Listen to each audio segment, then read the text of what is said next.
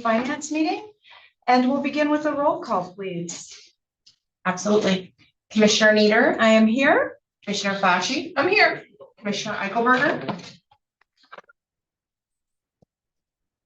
We will, this is the point in the agenda where we open it up to public comments. And Lauren, is there anyone, if you're online and wishing to make public comment at this time, please use the raise your hand feature.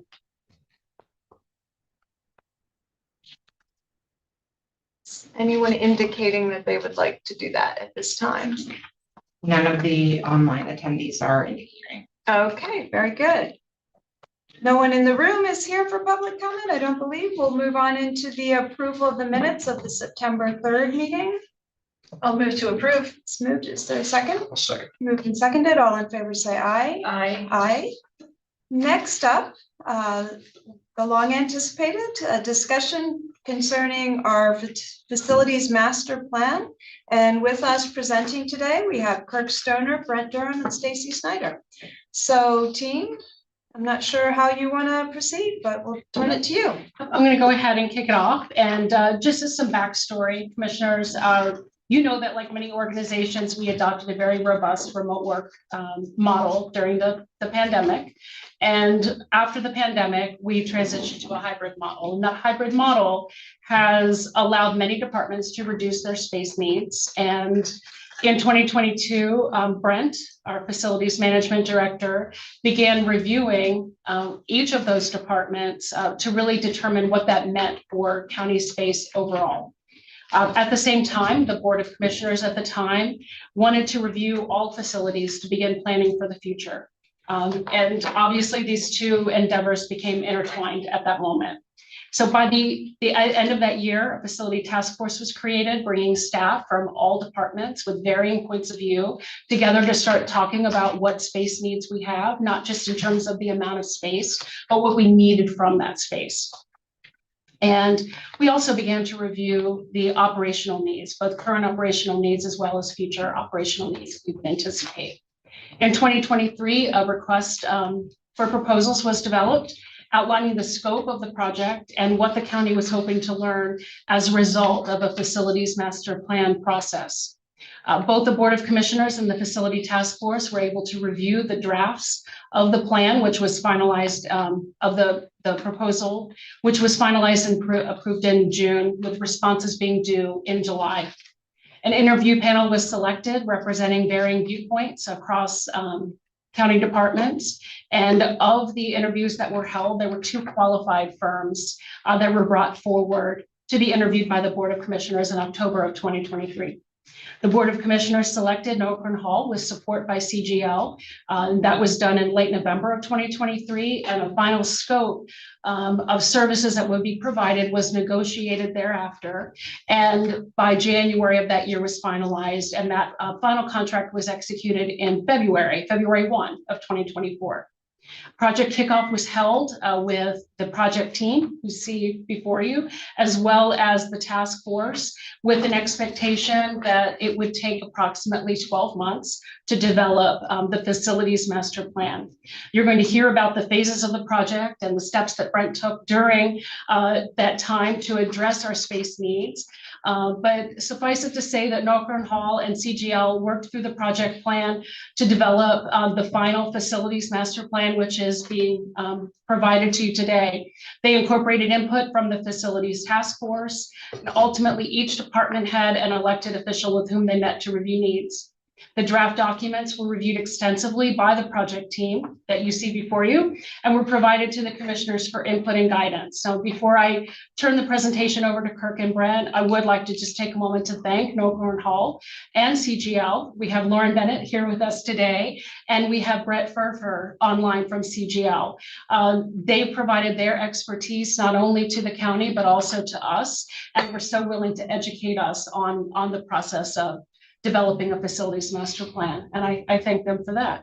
And I'll turn it over to you now, Kirk. Okay, thanks. Well, I think the board has a slide deck. About 15 minutes, roll through that, answer questions you have. First, we'll just start from ground zero here. What is the facilities master plan? It's simply speaking, it's really an inventory of our existing buildings to figure out where we're at now, where do we need to be in the future? So our FMP really looked through our space needs through 2043.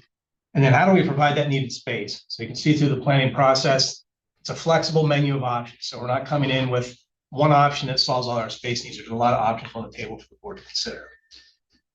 So why do we do this? I think probably the better question is, why wouldn't we do this? So when we look at our facilities master plan, we're trying to provide for, make sure that our facilities are safe, accessible, convenient, and cost effective. So really, in short, that's the purpose of our FMP and why we prepared it. I think it's a strategic move on behalf of the county. As we're all aware, we're a fast-growing county. That growing county has growing service demands, and we look at our building inventory, it has to change as well. So this is a really a proactive tool and a strategic tool for the board to use as they look to the future. So what was the process we followed? This came from our consulting team. It's a slide they've used regularly throughout the process. Our first step in the process was to understand where we were at. So we did that through detailed interviews and survey forms for all of our department heads. Every department head was met with throughout this project and asked for where they stand now in space, what they project their space needs to be in the future. Then we used some standards, and Lauren and her team were actually looking at what are typical standards for various types of government office space, other space that we would need into the future, and develop benchmarks for us so we can figure out where do we need to be into the future. The next step there is analyze. So we're looking at what those space projections are, figure out what are some of the different options that we could use to address those needs. And then the final piece is plan, where we look at the roadmap for implementation. So if we were to put, you look at some of those maps, it says you are here. If we were to put a you are here on this diagram, it would be right before plan. So we've gotten to the point where we know our space needs. We have some conceptual ideas of how to address those, but we haven't really gotten to that roadmap piece yet where we're laying out exactly what we're doing. They're the next steps that the board will be undertaking as we look at the FMP and decide what your next steps will be. So we're right at that final step there of the plan. Quick overview on stakeholder engagement. We had a robust stakeholder engagement piece of the project. We interviewed every department head. Those interviews too were validated by senior management, by HR. So we're looking at those to make sure that it wasn't a department head that was looking to create their own kingdom of space. They were validated by others looking at to making sure that their responses were reasonable. And then we had a staff survey of the staff here, evaluating their working conditions now and in the future, as well as our customer survey too, looking at the customers that are coming to and from the county and how we're addressing their needs. So on the staff side, we had 374 responses from staff. And on the resident survey, we had 469 responses to our survey. You'll see in here, this is a hot link in the presentation. You go there, the plan actually has a link then. There's detailed tables that really analyze all the responses we received from the staff and the customer survey in a lot of different ways. So I think this was really effective tool to help guide our efforts to make sure that we're listening to our survey or listening to our customers as well as our staff. A couple quick definitions. So admittedly, I'm getting out of my lane just slightly here. We'll talk about definitions for space terms. So everything that we talk about today will be departmental gross square footage. So DGSF. So that is the sum of offices, workstations, reception areas, meeting rooms, storage, and plus our corridors and internal walls. So that's the term we'll be using. So that's not net square feet, which is really just the inside dimensions of a room, nor is that building gross square feet, where it's the sum of all those interior spaces and other non-assignable areas, like exterior walls, public circulation, stairwells, elevators. So we'll be talking in DGSF. Some of the factors in the plan, you'll see there are some grossing factors that our consultant team will apply. So we go from DGSF so we can get the total BGSF. So we're in the technical weed there a little bit. Main part is you have to understand that as we talk about what DGSF is. So we have three main findings, and presentations really built around these three findings. Brett and I'll cover these in a little more detail. Really, when you look at the report, it's quite large. So as you look at this, we're pulling out what we believe are the big findings for the board to consider moving ahead. The first being that our facilities are functionally or structurally obsolete. So you can see that a lot of our facilities are old. So structure-wise, they have some issues that we need to address. And then functionally, how they operate. Are they accessible? Where are they located? So some of those issues I think that we need to look at as we move back to the plan. Second point is that our services are dispersed. So when you look at where they're located, where our buildings are located at in the county, they're not centrally located. Rarely do we have a one-stop shop for county services. And the final piece, which is really the kind of the capstone is that we need more space. So as you'll see, as we go through this, that working with our consultant and looking at each of our departments, moving ahead, we simply need more space. And there's some future slides here showing how that breaks out, how much we need in what departments. So I'll turn it over to Brent now. We'll talk about the obsolete facilities. So first off, Kurt, you passed the test on the definition. Oh, good. Okay, thanks. So these obsolete facilities that we're talking about, the first thing that happened was Noel Hall did an assessment of all of our facilities, right? And we provided architectural drawings, we provided floor plans, we provided the square footages. The floor plans had color coded, so it identified the different departments in the area. We provided them a list of all the mechanicals, the mechanical inventory, the ages of all that, roofing ages, etc. They took all that data, took a look at it, and then we did a thorough walkthrough of all the 14 buildings that are on the list. They were evaluating the exterior conditions, looking at historical significance of the buildings, interior conditions, finishes, the general conditions of the site. They were looking at the ADA accessibility of the site.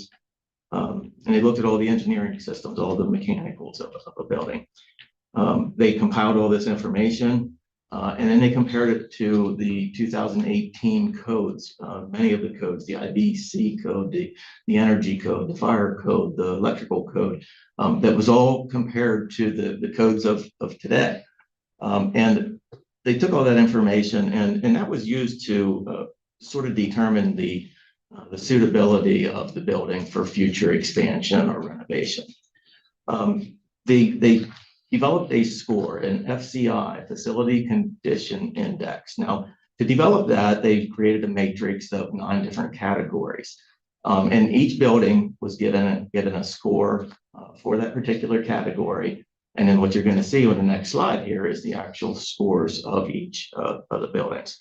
The categories were structure, exterior finishes, roof, interior finishes, mechanical, electrical lighting, like safety and security equipment, and conveyance. So next slide, please.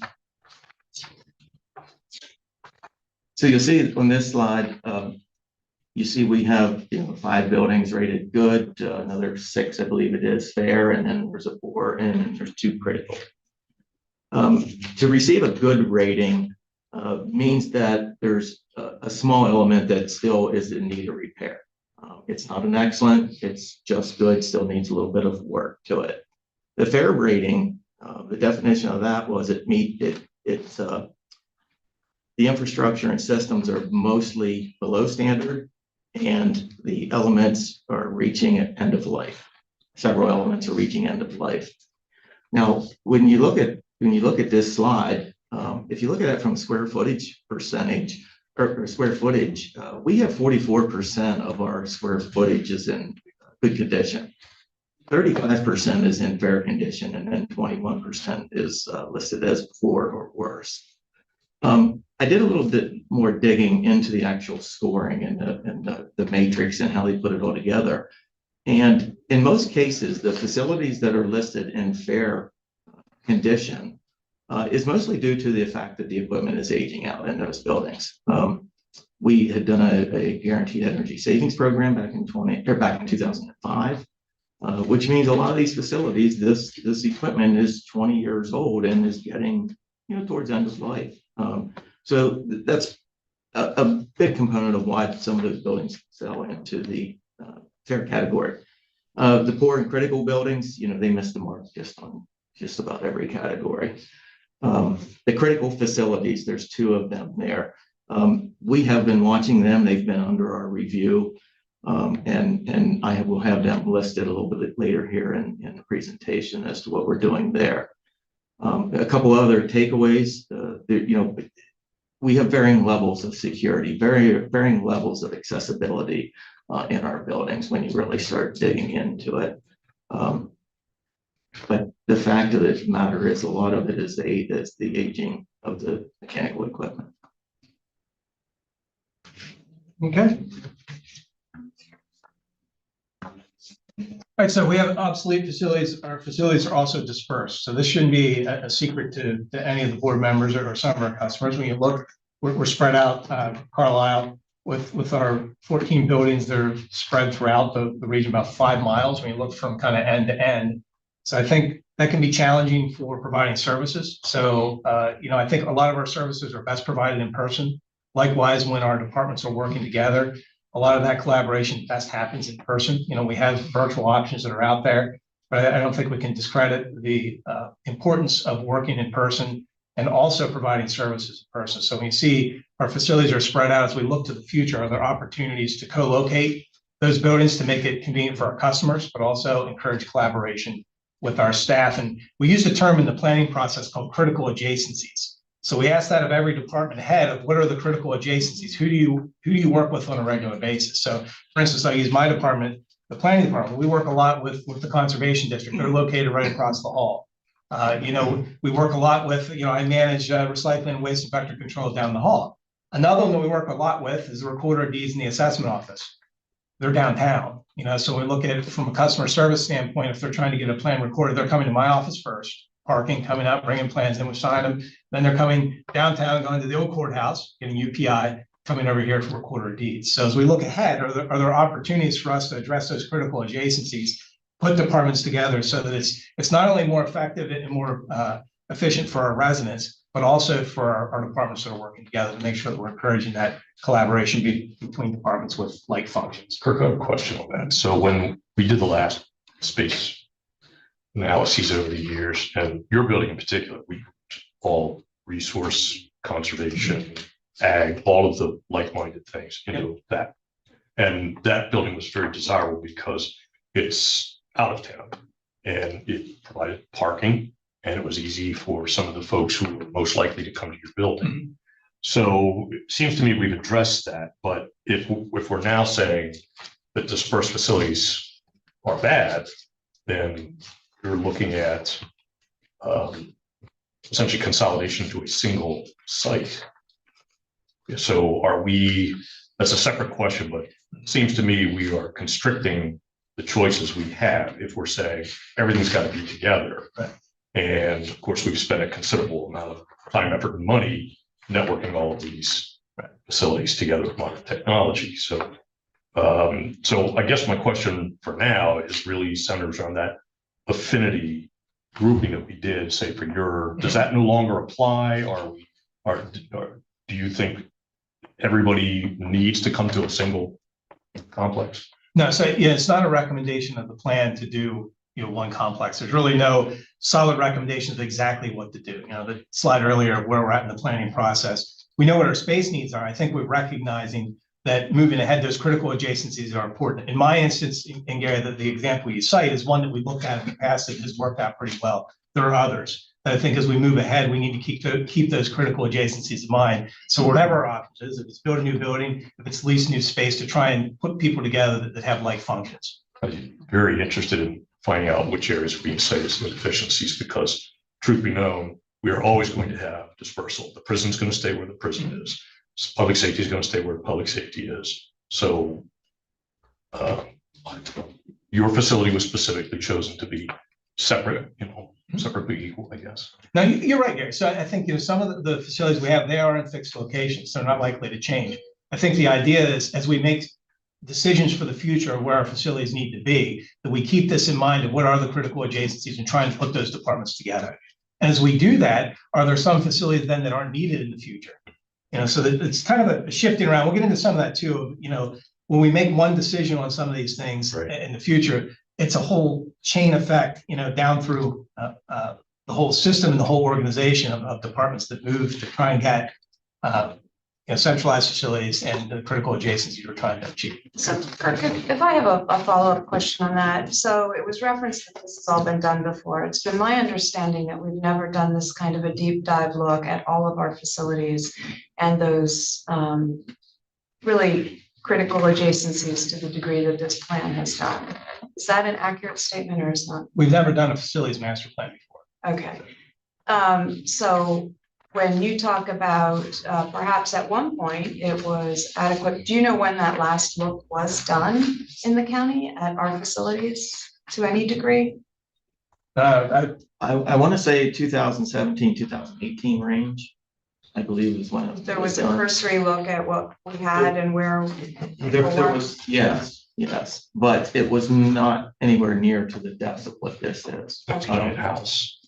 It was done in-house, yeah, my predecessor, John Law, did it. But I don't think he had all the data on, the anticipated growth of staff. Right. And some of that data that this plan provides for us, which is very, very helpful to someone that's in my shoes who's trying to provide enough space for different departments. Understood. And then this other thing that I wanted to point out, the comparison on space analysis, I just want to make sure that I understood correctly. It was government to government. We are not comparing what we need for an office to what a bank would need for an office. It's all government to government. And so some of those facilities that when you talk about, while we are focused on 14 here, we're really not discussing all of the other leased space where we've housed people perhaps on a temporary basis that could be better incorporated in a facility of ours if there were space for them, correct? Right. Okay, thank you. And Kelly, you must have reviewed the presentation, because that gives you Well, the next slide on these facilities that Brent will cover. Yeah, so along those same lines, they pointed out 3 of the facilities that we currently lease that will be and should be looked at as bringing in if we do consolidate departments. For instance, Business Central down there, our one MDJ office is down there along with 2 other departments. We also have a large conference room down there. We lease about 8,800 square feet of space there. There's another 500 or so square feet of space in the basement that we're not paying for, but it's space that's actually needed. I totaled up the lease amount down there. We're looking at $714,624 for a 5-year time frame for leasing that area. At the corner, we lease 3,255 square feet. The 5-year cost there is $156,000. The library system, which at one point in time was in a county facility, who's now in a leased facility. We're leasing 5,500 square feet, and that's 532,000 square feet, give or take. So are we talking about bringing that back to Carlisle? We're talking about that as just being an option. It's on the table. These departments that I just mentioned, they're 2,500 square feet short of space per the study. You add that cost in there, we're about $1.6 million for 5 years to pay for these lease spaces. And the other thing I'll make note is that 1.6 million is not including utilities. We're paying utilities for all these different spaces as well. And Brent, not to interrupt, but I apologize, I guess I am. I've heard that, the owners of some of these facilities have changed, and we're never quite sure if we're going to be able to remain. So I know that that's a risk we have with leased facilities. We write in the lease that if it's a 5-year renewal, that it has to be honored if the property is sold. Okay. For instance, the coroner, we just 2 years ago entered a new lease with them, which was a 5-year plus a 5-year renewal. That property has changed hands twice now. Okay. But they are locked in for the next 7.5, 8 years, whatever the time frame is. Okay, thank you. And then also in some of these lease facilities, Business Central, for instance, parking is difficult. Our Veteran Affairs is down there. There really is just the public parking in the back, but it's difficult for someone who has an ADA accessibility, to get into the building. I mean, it is ADA accessible, but to get from a parking spot to there is difficult.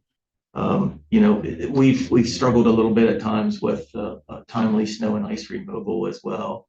Timely, responses to heating, cooling issues. It's rare, but it happens. And then all of these are all in shared buildings. So, there's some level of security concern to that.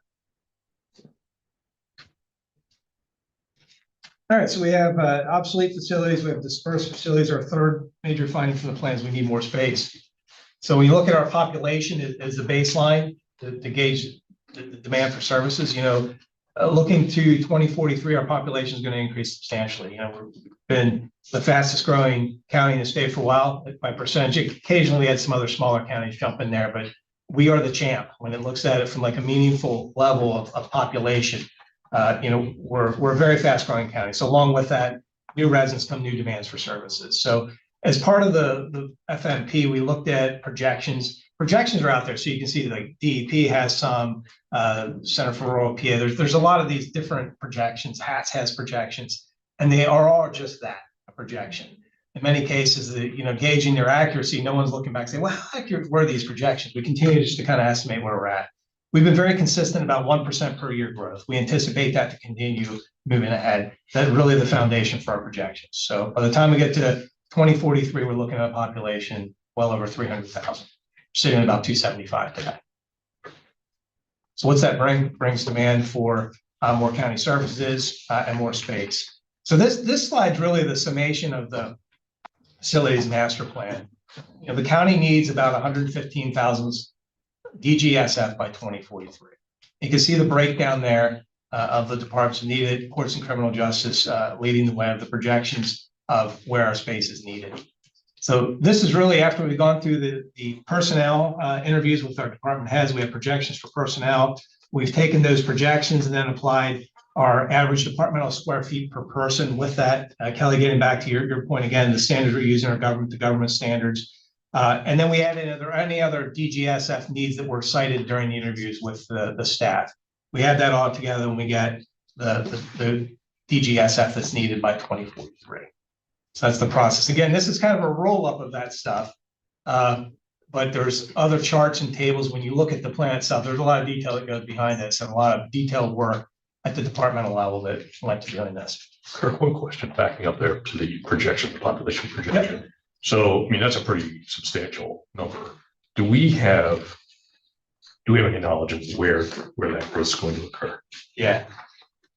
So to me, it's Carlisle East and Southampton. Carlisle East and Southampton Township. That's where our growth is going to happen in the future. So as part of our comprehensive plan, we looked at available land. So one of the things we found that through that process is there's a little over 3,000 acres of undeveloped vacant land with sewer and water infrastructure. So that'll support some of that growth, but then a lot of that's going to be, the rest of the growth is going to be infill and higher density on sites that are already developed. There is a stopping point though, Gary, and I think that's kind of where your head on some of this stuff is. We're seeing 1% per year, but at what point does that shallow out?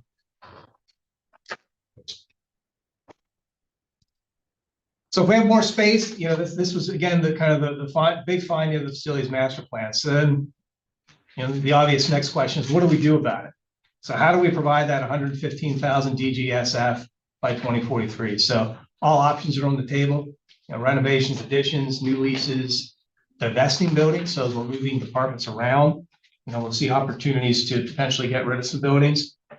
Where the space is provided is important. We have a legislative mandate through the county code that certain offices need to be located within Carlisle Borough or the county seat. So we have to keep that in mind. Obviously, we want to know how much it costs, which is very, at this point, very difficult to estimate. And then when do we start? So I think, talking with Brent, we're finding right now we're space constrained now. How long do we have until we get to a point where we're not able to offer certain services that we have now? So that's all critical factors we need to look at for the future. So as part of the plan, we really had some design options that were looked at. One of the underlying guiding principles for everything was that the updates to our current buildings cannot address the future needs. So when you look at the footprints of our current buildings, they're not able to address the need that's out there. So then we do have to look at some of those other options. The consultant team had two design options that we really looked at addressing our long-term needs. So they were at a very high level. So we want to make sure as we release this to the public and others look at it, that option one and option two aren't detailed exact plans for the future of this is exactly what we're going to do. So if you rewind it to the slide where we looked at the process and I said, you are here, we are not there at that point now of detailed plans of exactly what we're going to do. These options were provided for us on a conceptual basis to look at what are our needs, and here are some ways that you could address those needs and different projects that could help you address those needs. There's also interim projects that Brent will talk about that we have to do now. So as we're keeping that long-term perspective in mind, we can't miss the short term, because the short term really is probably more pressing and more immediate than the long term. If we don't do things now, we're out of space, and it'll immediately impact our ability to provide services currently.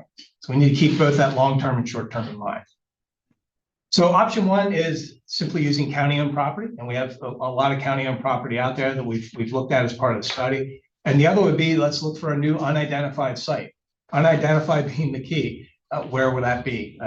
Is it privately owned? Is it publicly owned? We don't know. That's why we kept it as an unidentified site from a conceptual standpoint, to look at how would this fit, how would this work, what would the cost look like if we had another site. So we looked at building options, actions by option here. So again, this is a summary of what may happen to each of our existing buildings under the options. And not a plan that we're ready to go on this stuff and it's going to happen tomorrow. But we're looking at different options for renovation, repurposing, demolishing, and building new.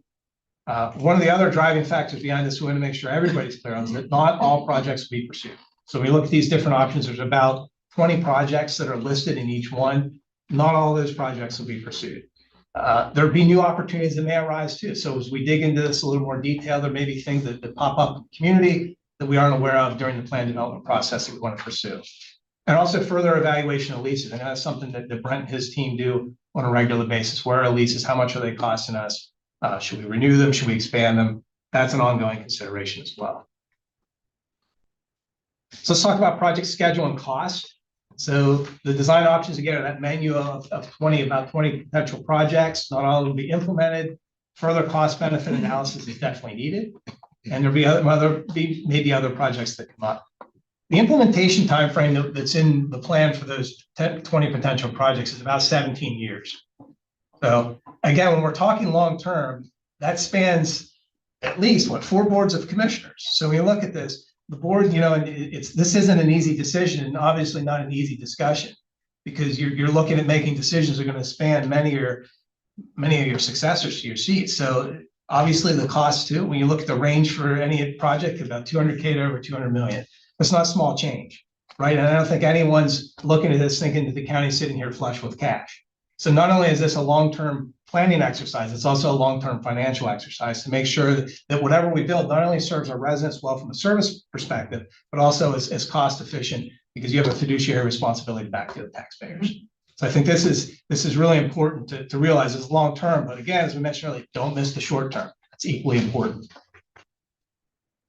Little repetition here, but we want to make sure that repetition is in there by design, that we want to make sure that everyone's understand not all projects will be pursued. Other projects may arise. The costs that are in that plan, again, ranging from 200K to 200 million for any given project, they include grossing factors. So if you look at this, if we're looking at a 17-year time frame, what are we going to build, say even 10 years from now? Are we going to build something at all? It's very difficult to estimate that.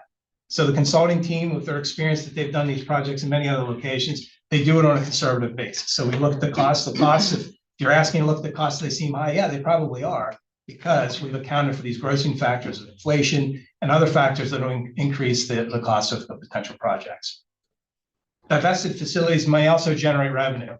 We don't know what that is yet, because we don't know which facilities we may divest, but you can envision our building stock of where it's located. There's a lot of opportunities for that if we vacate one of our properties, I believe there'd be substantial interest in a lot of them in the future. So that revenue goes directly back into the pot to help offset other costs for a facility master plan. A couple notes just on new building requirements. Mentioned earlier, the plan identifies several different departments that must be downtown, or must be in Carlisle Borough. So that's a driving factor as we look ahead, that while we own land on Army Heritage Drive, that's in Middlesex Township. So not all that land would be available to us for all of our decisions. Some departments, for instance, planning department, we could go wherever. Other departments, some of the courts and related facilities must be in Carlisle Borough. So if we're starting to look at that from a standpoint of the options that were in the plan, our team estimated we may need about 10 acres of land to accommodate a building that's a sufficient size, and also the parking. So that's just an estimate to start us to look and see, okay, where this may fit.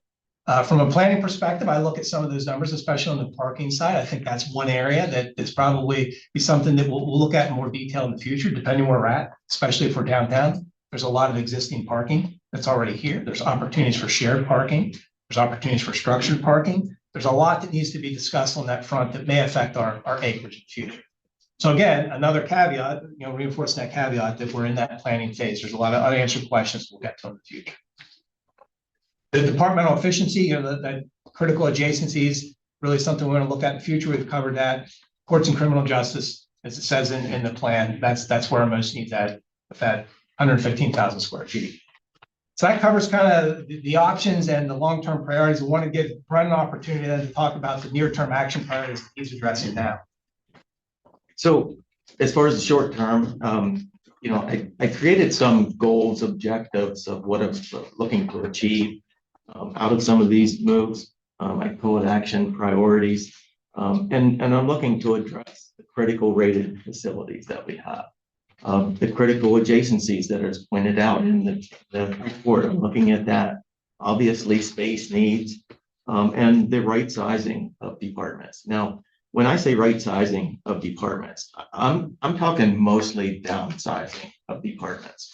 There were quite a few departments in the report who have too much space currently, right? It's not all that were short space. There's some that are a little bit too big. So I'm taking that into consideration. Also, the hybrid workforce. I've looked very closely at the various departments, their hybrid workforce, how they're using it. And this is how I'm creating some space for the near term, is by consolidating and downsizing. The critical rated facilities, they've already been looked at. We've had engineers do evaluations of them. We have reports on those. We've looked at them. You will see that the Reed building will be vacated here in early spring. At that point, once it's vacated, we'll be able to talk our next steps on that building, whether it be selling, renovating, or what we decide to do there. The critical adjacencies, of departments is pointed out and been mentioned many times here today. I'm addressing many of those as well, as much as I can for the short-term plan. The interim project, list 2 here. My goal here is to try to establish enough space to get us through the next 3 to 5 years until we can develop a more robust plan.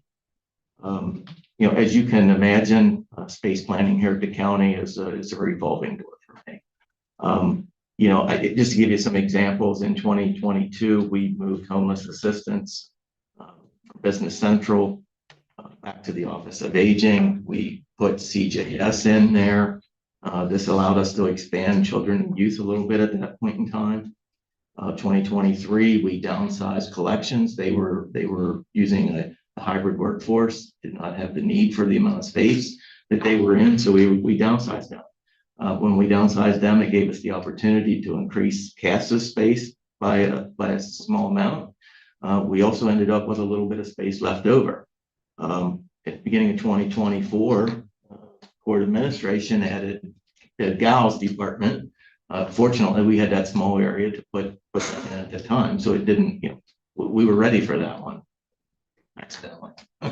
But in 2024 also, the finance department expanded, and we were able to accommodate that because tax assessment over there, they digitized all their files. They created one big room there, and we were able to downsize because part of their department was oversized. So we were able to downsize that, open 2 rooms that provided the space for the finance department. I've been using the data from this report all along the way through all of this. We recently gave more space to children and youth. We were able to do that because drug and alcohol is working at a hybrid schedule. So we were able to downsize them a little bit. So we're making small strides here. You'll see that the interim projects, phase 1. Phase 1 is co-locating the Office of Aging with MHIDD at 1615 Rittner Highway. I reference that as 1615 Rittner Highway because that's what it's in the report. We call it the Rittner Annex building. It's called many different things, but The completion of that phase should happen here at the end of December, or at middle of December. They'll be moved. Here again, that was possible because those three departments, MH, IDD, and Office of Aging, were all a bit oversized to begin with, but they all are using a hybrid work schedule. Last I checked, it was about a 40% in-office hybrid work schedule. Because of that, it gave us the ability to combine them into one location. That created, 7,800 square feet of space for our phase two. Phase two is we're going to move the adult probation down to the 1100 Claremont Road, which is the building we currently call Office of Aging and is referred to as Office of Aging in these reports. But what that will do for us is currently adult probation is in two different locations. They park their cars at a third location. This will get them all under one roof. They'll get their cars all at the one location. It'll create efficiency for them for sure.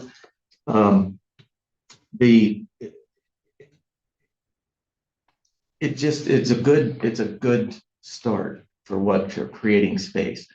From there, phase three is still in development. Right? I have a lot of ideas. Kirk, Stacy, we've talked. We're not ready to pull the trigger or disclose anything quite yet, but we are in conversation with some departments, and we'll have more departments to talk to about phase three. Okay, so suffice it to say that the good work that Brent does in trying to find space for each department never stopped during the development of this plan.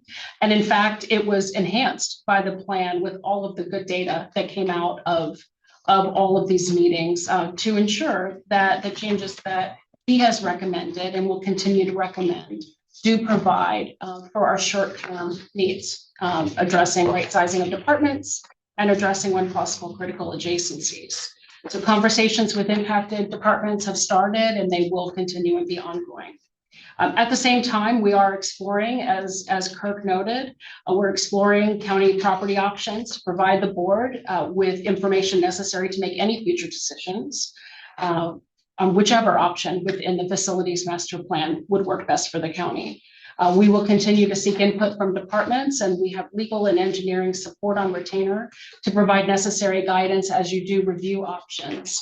It is also important to note that we've met with municipal leaders to discuss our needs and expect to continue these conversations into 2026.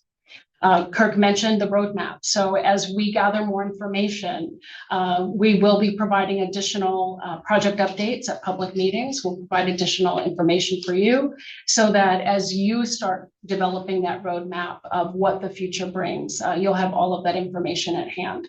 I would like to note that all of this information, the PowerPoint from today, the facility master plan, the redacted version of the plan is available on a new webpage, cumberlandcountyepa.gov/FMP. And that webpage, again, will house our redacted plan, the PowerPoint, and any information as it is released about the path forward. So at this point, commissioners, I would ask if you have any questions for us or for any of our experts, Lauren or Brett. Stacey, I just have a couple of comments.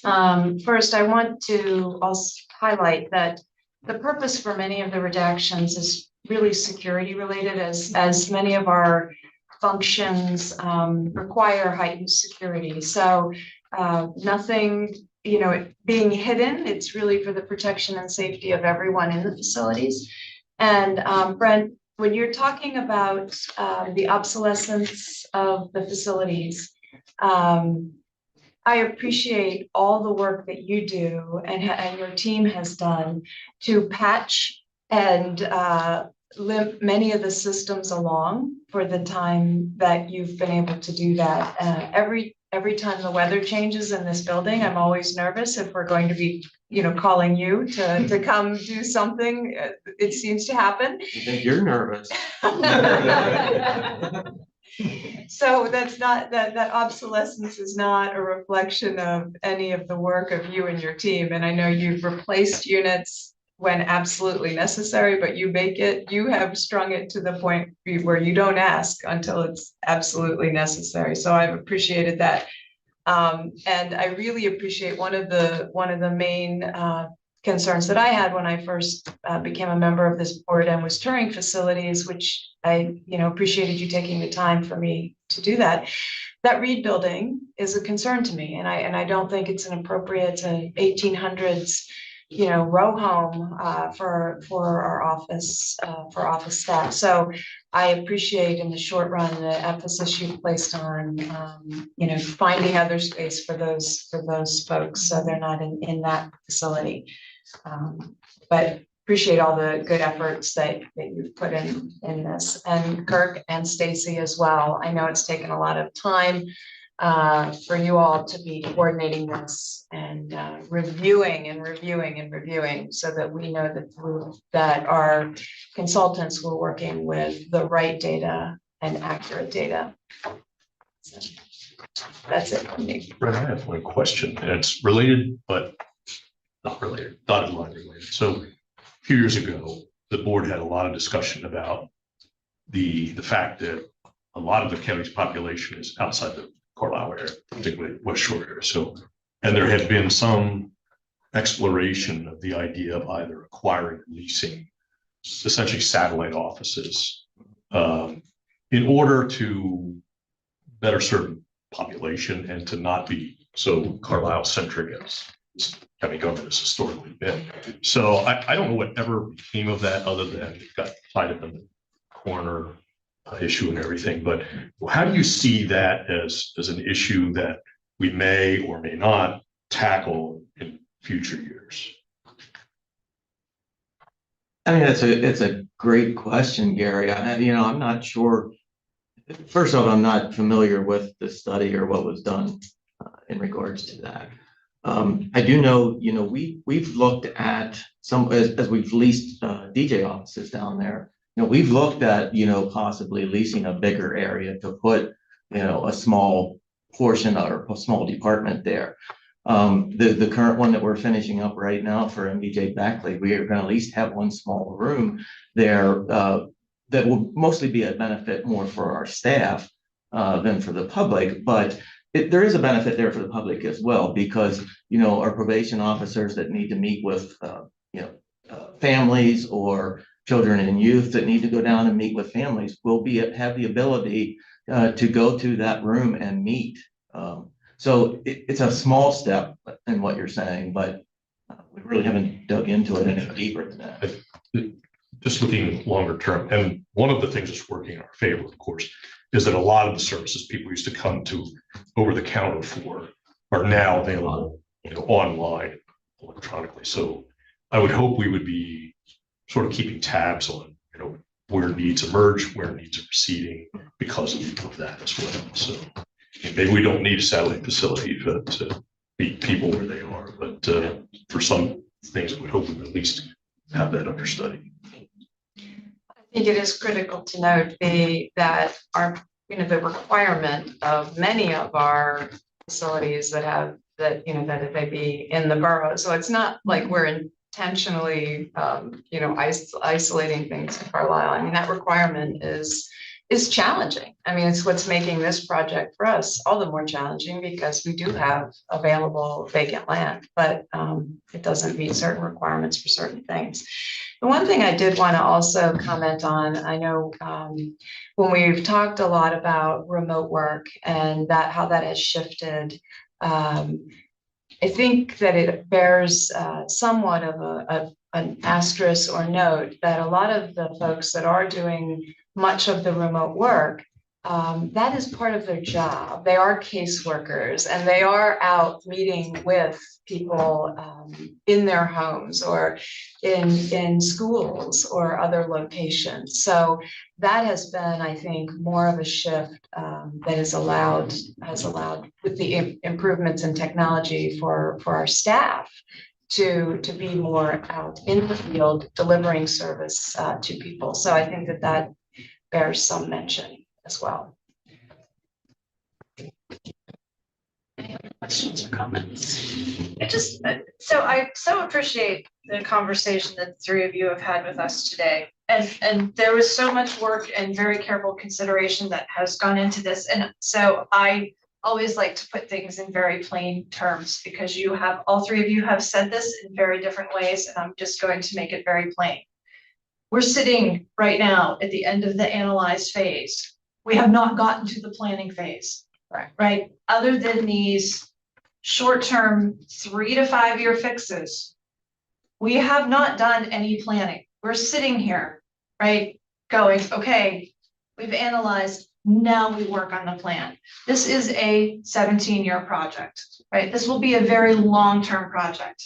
So I think it's important for me to reiterate that we have not planned anything. One of the things that I think, I know that our employees are very excited about this. I'm going to assume that lots of people that work for the county are watching this right now. And a lot of people have expressed to me, hey, I have ideas. Hey, I think this would be a great thing. And so nothing has been planned, and the slate is clear, and we can really collaborate together on good ideas. So most certainly we're open to those ideas and what people believe. This is not something that will be done in a vacuum, and certainly a 3-person board can't make these decisions alone and shouldn't be. So that's my comment. Thank you. I know we typically don't have public comment or questions from the public at the end of the meeting, but if there is anyone from the public, I think actually, other than our member of the press, who I'll handle you separately. I don't think anybody here fits that bill. Is there anybody online with using the raise the hand feature, Laura? I don't see anyone else. Okay. So that then takes us to, we certainly want to give members of the media, we have one here in the room with us today, an opportunity to ask questions, certainly that any of us could answer, and then we'll be available, of course, after the meeting as well, if there are any specific questions. But don't want to put you on the spot, but do you have questions for the board or for us? Yeah, sure, I do. And but I would just as soon do it after the meeting if you want, because I don't even, some might be, I just probably, if I can get a copy of the PowerPoint or even get a look at what you have on the website, that'd be helpful. But I do have some questions. Yeah, with your indulgence, I can stick around after the meeting. Okay. All right. So does that conclude your presentation? Thank you all very much. And to our consultants that have joined, Brett online, thank you and welcome. Thank you. I appreciate your availability if any questions were headed your way. So if there's no other business to come before the board at this time, we'll entertain a motion for adjournment. Move to adjourn. We are adjourned. Thank you.